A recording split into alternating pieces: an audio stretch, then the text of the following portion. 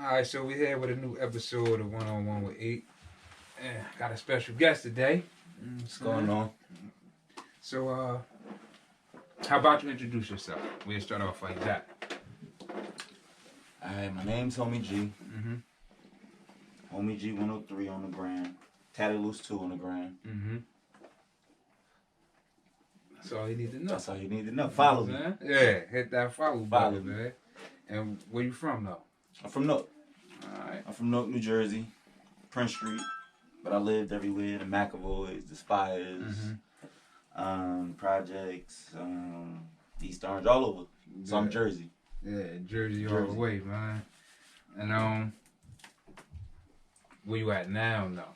Cause you see you shaking and moving a lot. Yeah, right now I'm in North Carolina. But I had left Jersey in like 2016. Yeah. And I moved to Miami. What you had going on down there? Yeah, I went out there just because I love Miami. It was like a lot going on up in Jersey. Yeah. So I was like, all right, I'm going to just, take this trip for a little bit and see if I like it. And I ended up liking it, so I ended up staying. I left, and then I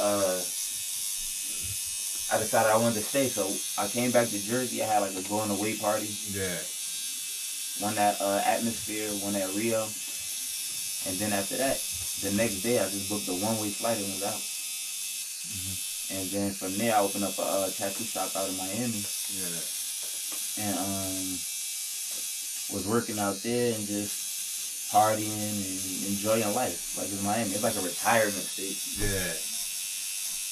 I mean, shit. So then from there, I had I lived out there for like 3 years, and I did a lot of TV shows, commercials, music videos I was in, things like that.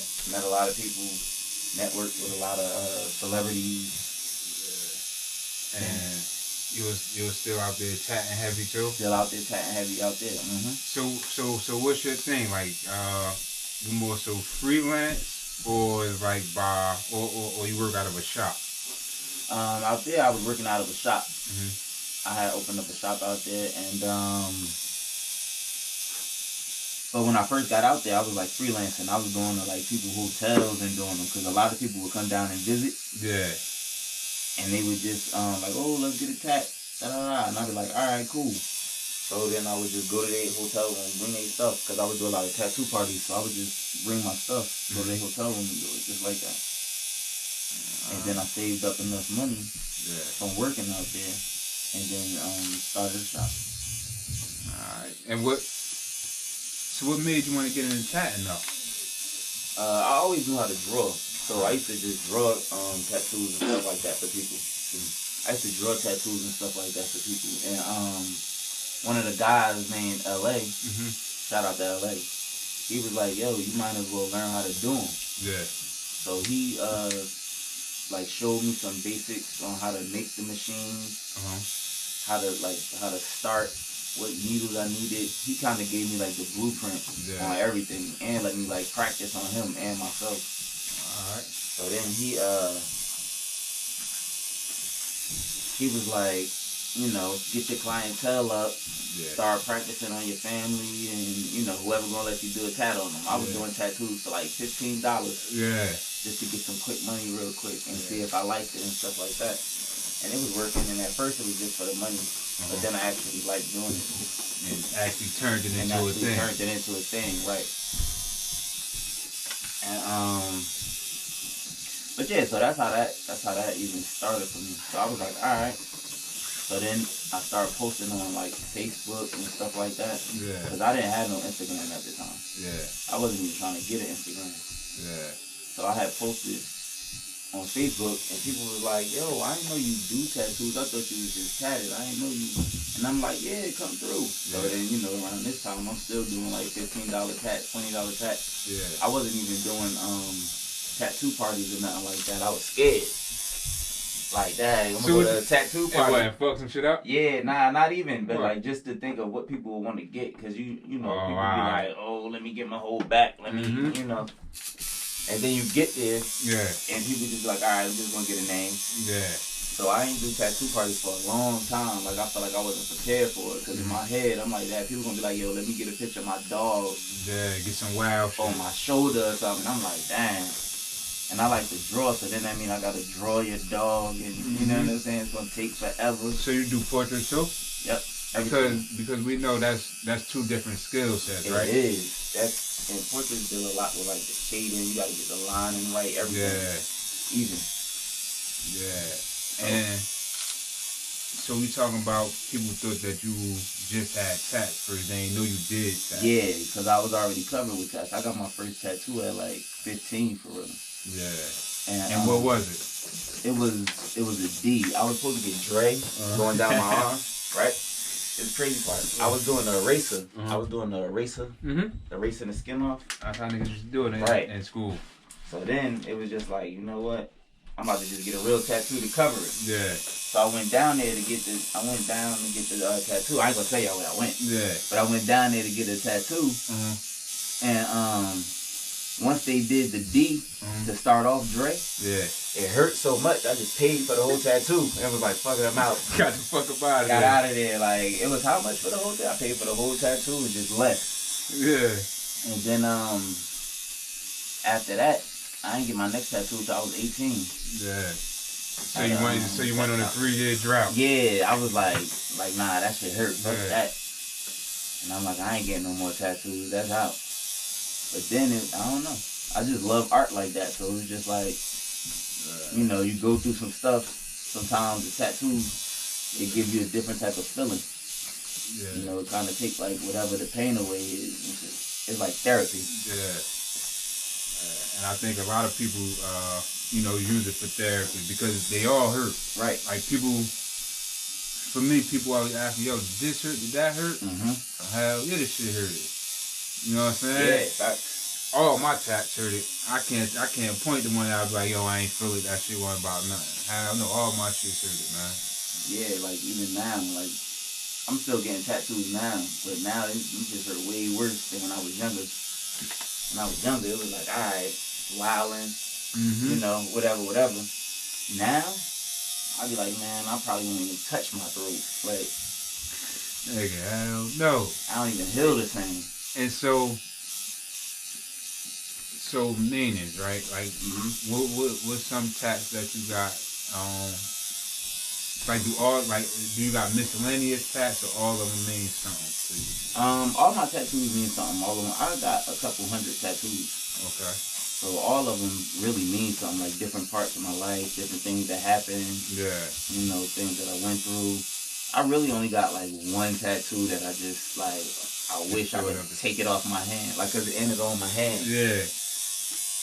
I had got All About Money, ABM, on my hand. Yeah. And then after I got it, I didn't like how it looked. Yeah. So then I got it covered up with like the Dipset bird. Crazy. Like, and it was blue and everything, but then you know, dark skin. So the blue ain't hit right. Right. Ain't hit right. Right. So then the color came out. Now I just got a bird on my hand, but nothing. So could you tell us the Dipset bird? Or? Yeah, it looked like the eagle. It looked like the Dipset bird a little bit. Yeah. You know what I'm saying? But I'm just like, man, I put something up there. Yeah. All right. So now, have you what you doing now? You opening up another shop or? Yeah. Now I'm in North Carolina. I moved to North Carolina. To Raleigh, and I opened up another shop out in Durham as soon as I got there, like June. I only been in like 7 months now, like 8 months I've been out there. So quick question, right? What inspired that move? Cause you went from Miami, right, to love Miami, to North Carolina. Yeah, see, my it daughter, slowed everything down. So wow, yeah, what made that? What inspired that move? My daughter lives in North Carolina, so I was like, I need to be closer to her, and it's not just about me. So I took the trip and just, you know, went out, found a spot that was closer to her, and then moved. Just up and move. Like Miami gonna always be there. You know what I'm saying? I'd rather be around my child. Yeah. where I could get to her every day or whatever, you know, take her to the park and, you know, do regular, you know, dad stuff. Yeah. What they call him, a girl dad? Yeah, girl dad. Now I got a label now. Right. You know what I mean? But it's cool though because it needs to get recognition like that. Right. You know what I'm saying? But for us with daughters and who, you know what I mean, our daughters' lives, we always been here. But it's dope that it's, you know what I mean, getting the proper respect that it deserves. You know what I'm saying? It's a good thing. It's good.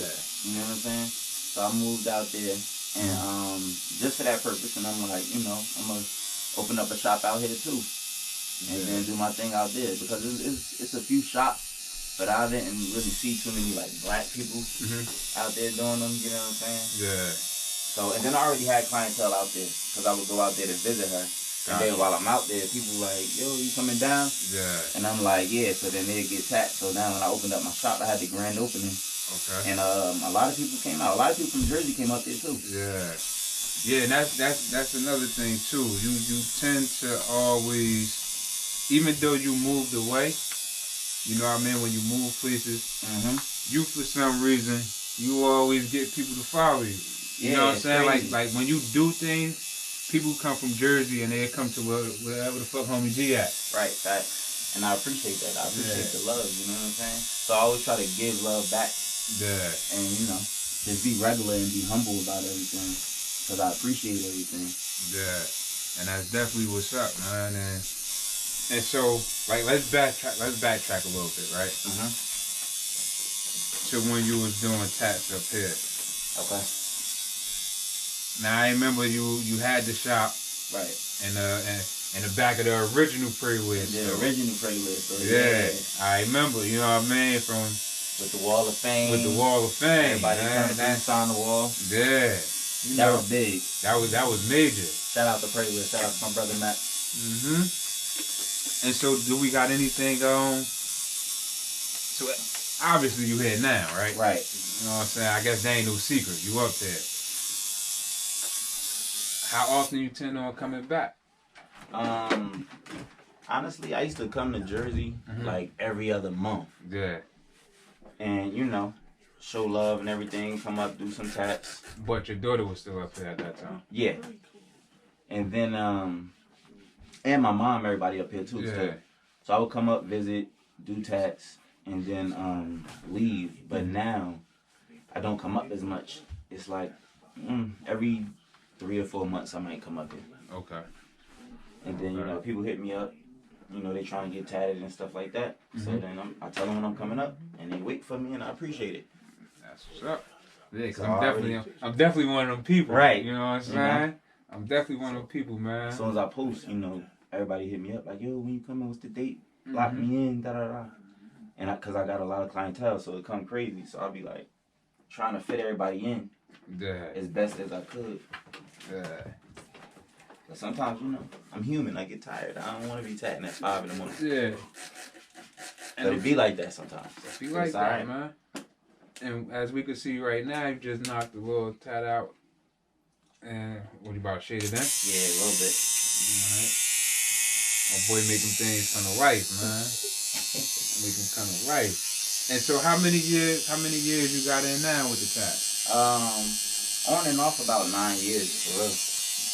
On and off about 9? On and off about a good 9 years. Because at first, like, I really don't count my first year. Okay. Because I wasn't really into it. I was really just doing it for some quick money. Yeah. You know, and then, like, you'll get bored. Like, I get bored and I start drawing again. And then, like, all right, I'm going to get back into it. And then I kind of fell out of it. Because I was, like, partying and doing all types of wild stuff. And, you know. Oh, yeah, you definitely had them periods you was partying like a rock star. Yeah, I was wilding. And then living in Miami and stuff like that, it was just, like... Easy to get sidetracked? Yeah, super easy. Just be outside all day and on the beach and running around doing whatever in the city. And then you just gotta get back to it though. Like it's just like second nature. Yeah. Like man, I miss that. And so you said you got over So you said you got hundreds of tats? Hundreds, yeah. I got a few hundreds. Like I probably got about 4 something. So that's a question, right? Mm-hmm. How do you count your tats? You count them by sessions or you count them by? I count them by every time I get one, like individually. Like if or you know some tats be big pieces, and if you go back and like add to it or something like that, I still consider that. Yeah, that count as a tat. That count as a tat because it's something new being added. Yeah. But if it's like you just get the outline and then you go back next time and get it shaded, that's still one tat. That's still one tat. Yeah. Cause that's one of the biggest arguments. Right. You know what I mean? In the hood. Oh, I got 30 tats. I got 30 tats. Like no nigga, that's 5. Right. So like me, it's like a onesie. Like I got like from my head to my ankle covered. Yeah. And the head hurt. It hurt? It hurt. The back of the head. I'd imagine so. The side, like I got it wrapped around the sides and everything, but the sides don't hurt.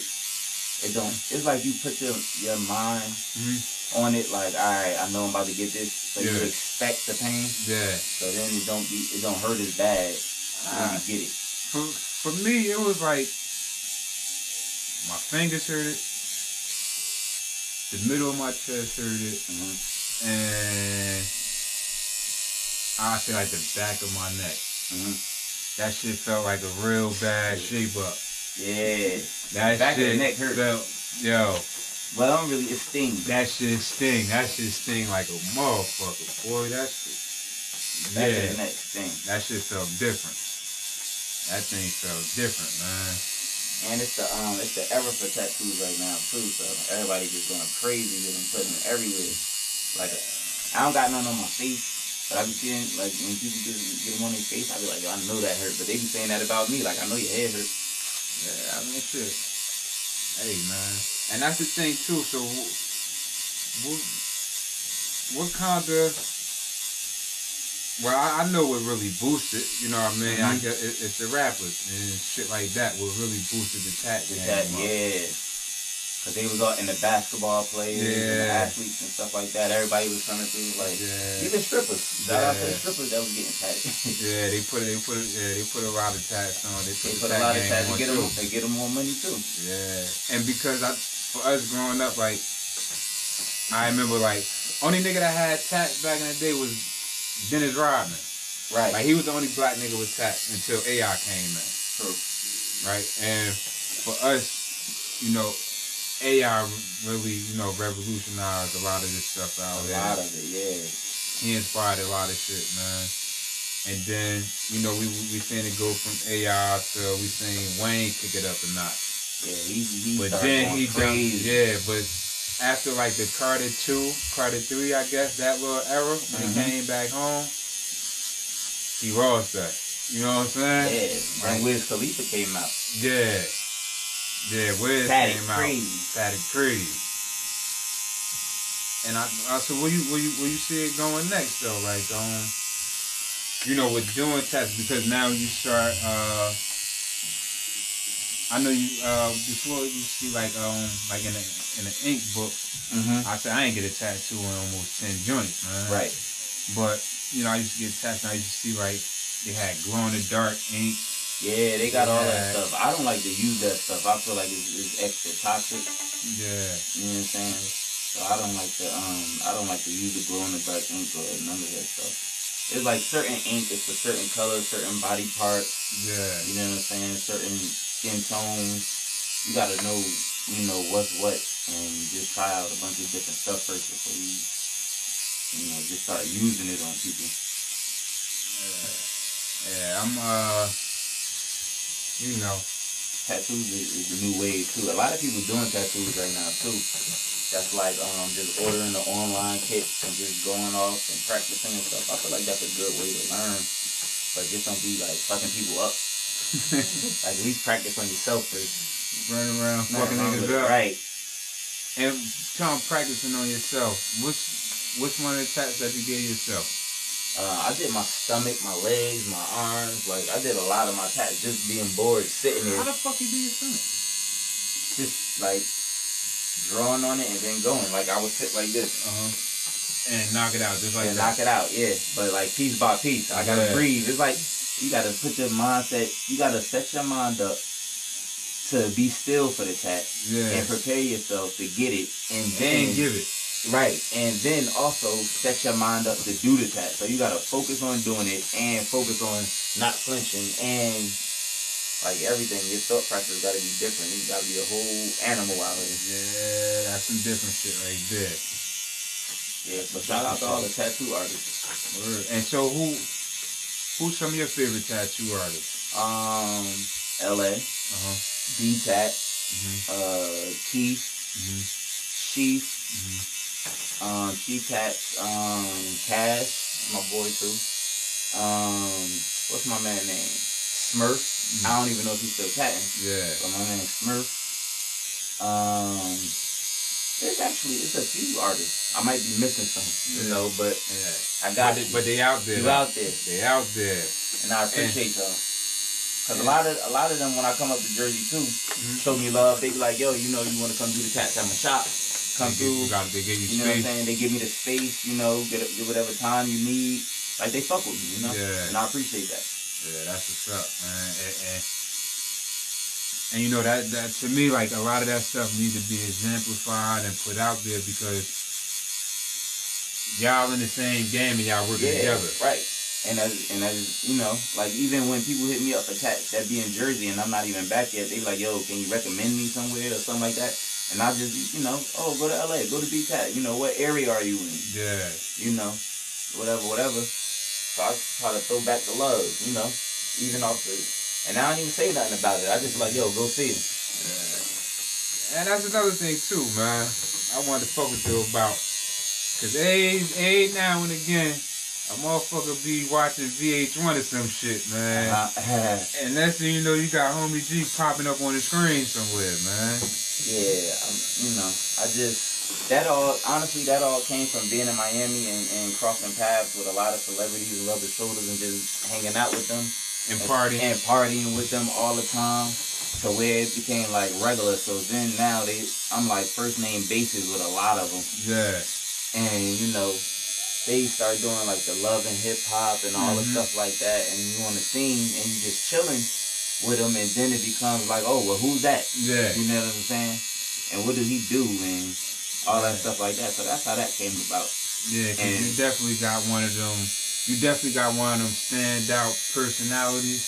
Yeah, people be like, I don't know who he is, but we gonna take a picture with him. Yeah. Or we gonna, you know, he in the club like us. He in the section too. I don't know who he is, but he doing something out there. Yeah, he definitely doing something, man. And like I said, you definitely been representing Jersey well, man. Yeah, I try to, man. Everywhere I go, you know. Shout out to Jersey. They made me. Yeah. And what you got coming next, yo? I'm really trying to open up more tattoo shops, because I wanna build like a brand to where it's like a chain, you know what I'm saying? Where I can have a whole bunch of different shops like all over the place and stuff like that. Cause I wanna my daughter draws also. Yeah, I seen that. So I wanna get her into doing tattoos and stuff like that too. I think it's dope when girls do tattoos. So I want to get her into that too. And then I also want to leave her one of the businesses. So it's kind of like I'm building to leave some type of that legacy behind. Because I feel like a lot of black people don't do that, honestly. Yeah. Or they don't like structure themselves to do that, you know. So I feel like it's just going to start a movement. Yeah.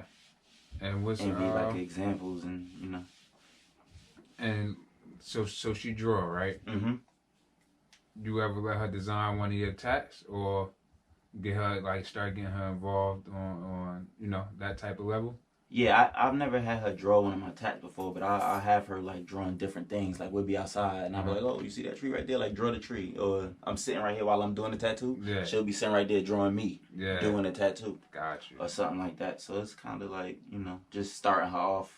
Yeah. Perfecting her skills at drawing first. And then, cause you gotta know how to draw to do tattoos. You could print the pictures off, but then if the line erased, then you just stuck. Like now what? Could you add something? What you wanna put? This right here, like right here. All right. Oh, you taking that thing like a champ. You over there wanting more shit. Yeah. I got light-handed. was good. I ain't catch him in 4 years. See? You ain't catching me 4 years. And I appreciate that. 4 years. I appreciate that. Yeah. Jersey shows love, and I show love back. I love y'all. You know what I'm saying? I'm gonna draw it up there. But yeah, so I want to leave something, you know, for my daughter to have or grow into, or even if it's not that, something with like business, something to do with business. Yeah. And so let's talk. Let's go a little more personal now, though, man. Okay, what's up? We got the business out the way. Yep. HomieG. Mhm. Well, we gonna start there. Where we get the name from? How that come about? Alright. When I was younger, Mm-hmm. I used to be wild and doing a lot of wild stuff, and my temper was bad, and they was calling me homie, don't play that. And so that's how the homie part came about. Yeah. And then, well, it was homie, don't play that. So then, as I got older and more calm and laid back, then it just became like homie. You know what I'm saying? Because I try to be like positive about everything nowadays. Yeah. Think first. Try to be strategic about stuff. You know, because when you one track minded, you really stuck. You know what I'm saying? Like you stuck in that place. Yeah. So you can't always be there because you know. Gotta evolve. You gotta evolve. And so. So then, yeah, that's how that came about. And then you know, the G103 being in the gang, and you know you gotta do stuff to earn your name. So that's where the G comes from. That's where the G came from. And it stuck with you since then. It stuck with me since then. You know, I've been doing it since like '99. Yeah. Like 1999 for real. And so you know, so you entered the gang life, right? Yeah, I entered the gang life in '99. But how would, because we see what you're doing now. We see you moving. We don't see we don't see none of the ignorant shit, right? Yeah, because it's like, you know, you just get older. Yeah. You do a lot of stuff when you're younger. You know, you think that it's cool and it seems cool or whatever. And you just going off of like impulse, just off the thrill of doing it. You know what I'm saying? Not really knowing what it is that you're doing. What you just doing. You just going off of it. Like, it don't matter, I'm doing, I'm active. You know what I'm saying? Like, yo, go rob the store. Whatever. Like, I'm with it. That's the thrill. Right. That's you know the thrill. The thrill of not getting caught. Like, we gonna rob the store and then, you know, see what happened after that. Yeah. Just don't get caught. Yeah. You know what I'm saying? But then it's like, as you get older, you just started thinking about stuff differently. Like, the time is different. Like, you could be 15 and do something like, all right, I'm gonna go to jail for 10 years. I'm gonna get out in 25 and be good. You ain't worried about nothing. Come out with your rep up, your weight up. Your weight up, everything. But when you 25 and older and you like, all right, I'm gonna do something and I'm gonna go to jail for 30 years. That shit hit different. It hit different. And now you thinking, damn, I ain't gonna be out till I'm 60 or something like that. Like, what I'm, you know. And you gotta start all the way over. Right, you gotta start all the way over because now you back outside. These young dudes out here they really don't care about nothing. There's no code, no rules, no nothing, structure. No morals, no structure. You know what I'm saying? Everybody just for self. Yeah. And you know. And you was able, and good thing is you was able to recognize that at a young age. Right. And not even just say at a young age because we see a lot of dudes, you know, go away young. But you was able to see it and, you know, bounce back from it, yeah. Because it was just, I don't know, it was just like, I always felt like, damn, that's crazy. If I when I had my daughter, I'm like, dang, I could do some shit and not care, but then if I get locked up, then my daughter gotta come see me in jail and all this stuff, like, you know what I'm saying? Yeah. Like, it's just a crazy feeling. Yeah. So it made me think about things different. Like, you know, it's more to live for, it's more to think about, you know, because, I mean, people really don't want to go through that. Yeah. Like, it don't matter how tough you are. People really don't want to go through that. You know what I'm saying? That shit ain't it, man. That ain't it. That shit for the cage is for the birds, man. Right. Because sometimes the stuff be cool at first, but then the consequences to it, You know, it don't really add up to what it is you thought you was doing. So you know, so I you know, before we wrap, I just want to ask, is there anything you want to, you know what I mean, let the people know, or whatever it is that you do, you know, follow your dreams, stick to it, whether it's tattoo, rapping, whatever, you know, always be humble, be respectful,